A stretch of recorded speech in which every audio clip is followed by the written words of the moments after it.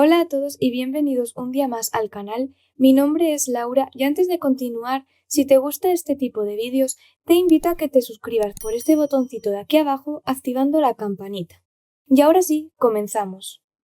Arpana Jinaga, de 24 años, llegó a Estados Unidos persiguiendo el sueño americano. Nacida en la ciudad hindú de Hyderabad, en una de las ciudades más grandes de toda la India, ella y su familia estaban bien posicionados económicamente. Su padre, Betsy Jinaga, trabajaba como profesor de ingeniería informática en una de las universidades de la ciudad, mientras que su madre Nirmala era ama de casa. Arpana era la hija mayor del matrimonio y aunque en un principio parecía inclinarse más por el arte y la escritura, con el paso de los años empezó a mostrar interés por seguir los pasos de su padre, llegando a convertirse en una especie de niña prodigio de la informática al llegar al instituto. Durante su adolescencia, Arpana participó en varios concursos relacionados con la informática y la tecnología. Uno de estos concursos fue uno de diseño de hardware, en donde la chica empezó a ganar cierto reconocimiento por parte de las universidades que asistieron al evento. A los 18 años, Arpana acabaría ingresando en la universidad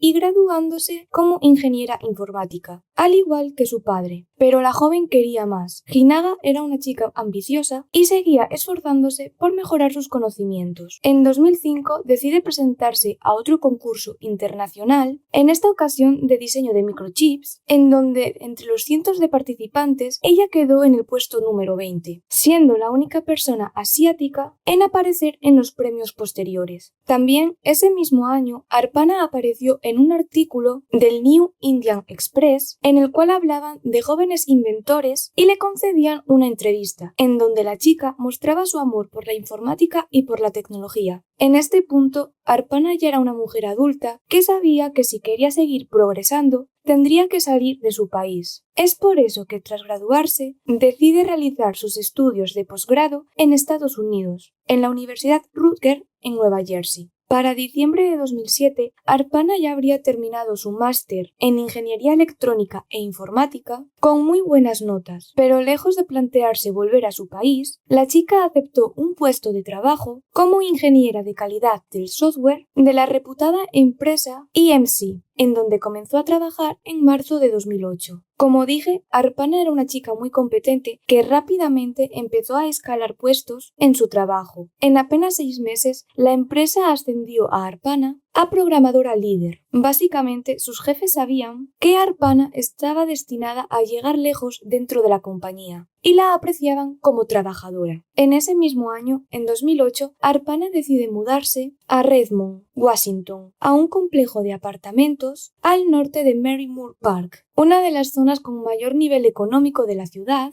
y en donde se encuentran las sedes estadounidenses de empresas como Nintendo y Microsoft.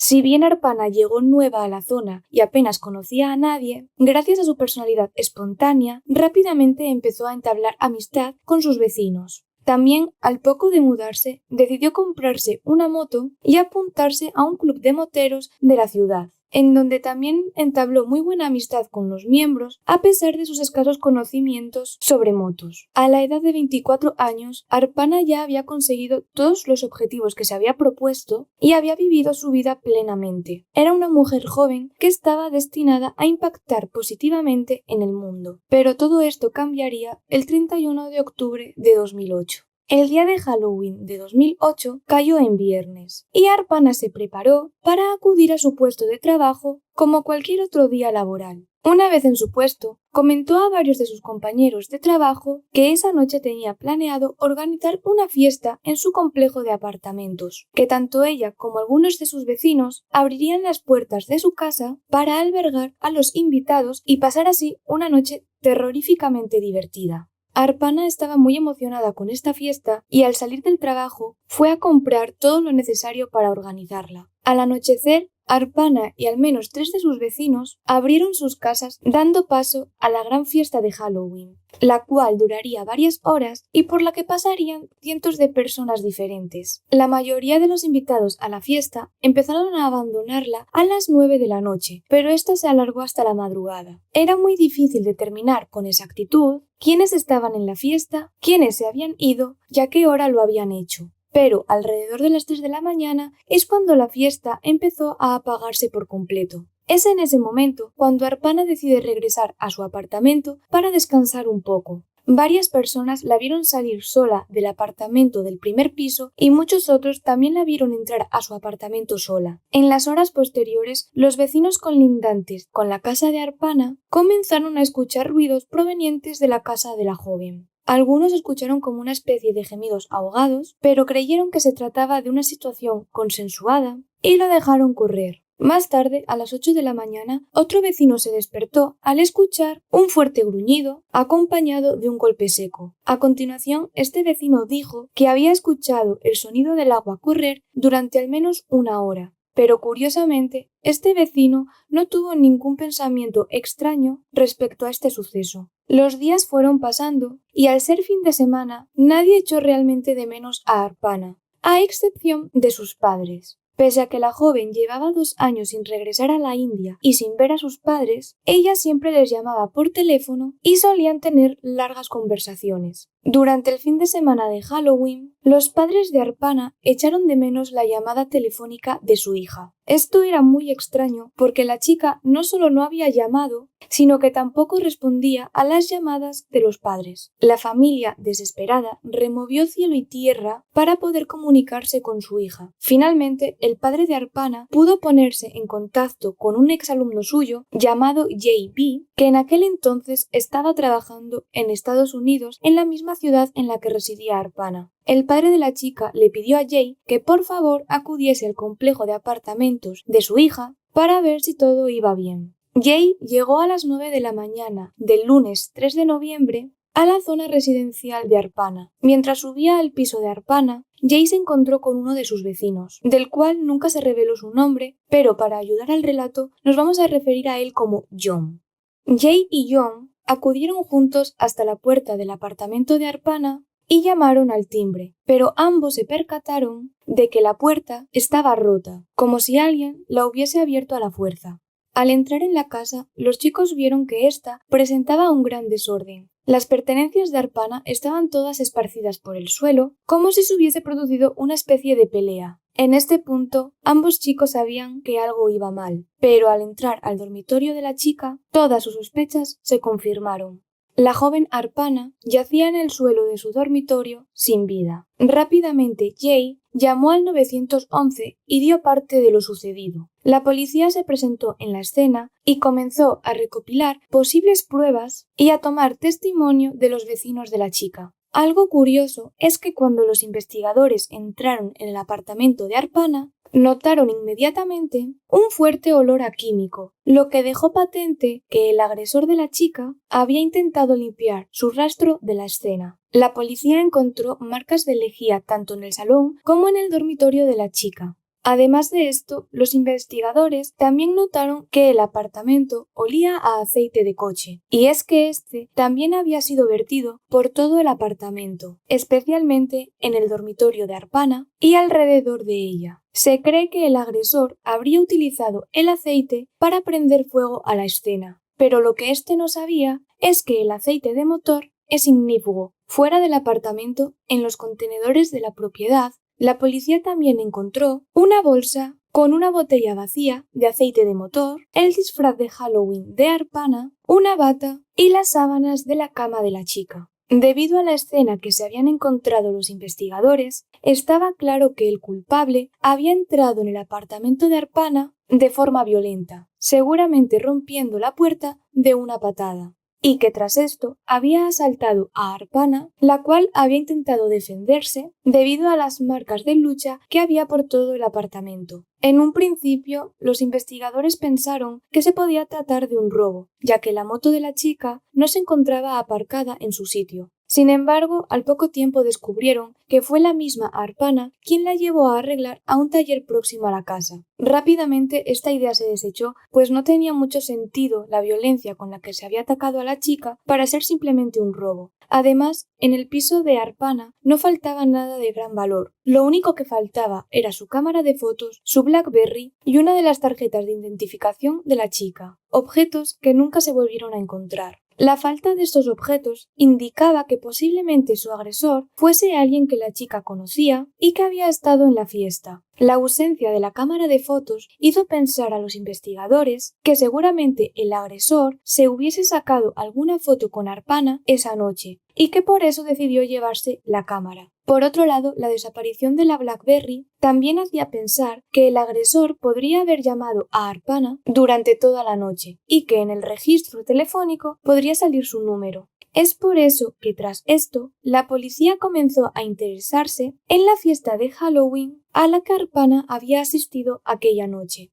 Se empezó a interrogar a los asistentes y muchos recordaban que durante la fiesta Arpana había tenido una discusión verbal con uno de los asistentes, el cual había estado haciendo comentarios negativos sobre la etnia de la chica. Aquellos que recordaron el incidente creían que esta persona podría estar relacionada con lo sucedido, pero los investigadores no creían que este sujeto tuviese nada que ver. Por otro lado, los vecinos colindantes con el piso de Arpana comentaron a las autoridades los extraños ruidos que habían escuchado en la madrugada del 1 de noviembre. Sin embargo, pese a todos estos testimonios, la policía no tenía nada que los pudiese acercar al responsable, por lo que el caso fue poco a poco enfriándose. Pero en 2010, 2 años después de lo sucedido, los policías del condado de King realizarían una rueda de prensa anunciando el arresto de un posible sospechoso. Emmanuel de Melvin Fair, también conocido como Anthony Parker, era un joven afroamericano de 27 años, el cual ya había sido puesto bajo arresto en varias ocasiones. Años antes del crimen de Arpana, Emmanuel ya había sido condenado por el asesinato de una joven de 15 años. En aquel momento, Emmanuel se declaró culpable de lo sucedido para evitar una condena mayor. A finales de 2006, el hombre sale de prisión y comienza a ir de un sitio para otro, sin un rumbo fijo, pues no tenía ni casa ni ningún sitio en el cual vivir.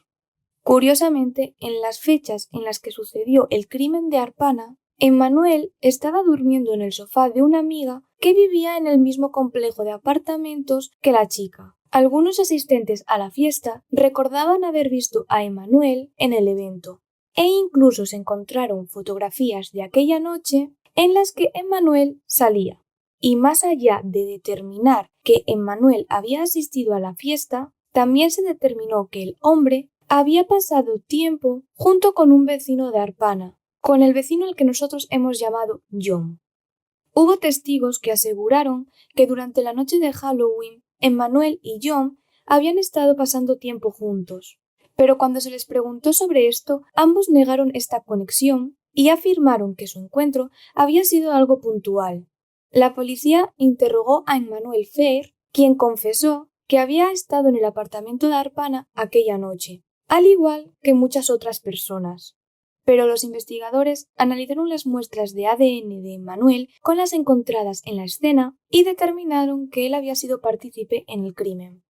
Según los fiscales del caso, el ADN de Emmanuel coincidía con el encontrado en la escena y con el encontrado en la botella vacía de aceite de motor y en algún que otro objeto que solo el agresor podría haber tocado. Aun con todas estas pruebas, Emmanuel se declaró inocente y sus abogados empezaron a afirmar que su cliente había sido tratado de manera injusta y de forma muy diferente al resto de sospechosos solo por su color de piel. Los abogados afirmaron que Emmanuel había sido tratado como el responsable mucho antes de tener pruebas que lo incriminasen, y que había otros sospechosos potenciales con más pruebas incriminatorias que habían sido tratados con más benevolencia. Aún así, Emmanuel Fair fue llevado a juicio en 2017, casi 10 años después del crimen de Arpana. Por su parte, los fiscales presentaron a Emmanuel Fair como un criminal reincidente que había conocido a Arpana aquella noche y que se había encaprichado con ella. Además, también añadieron las coincidencias entre el ADN de Emmanuel y el encontrado en la escena.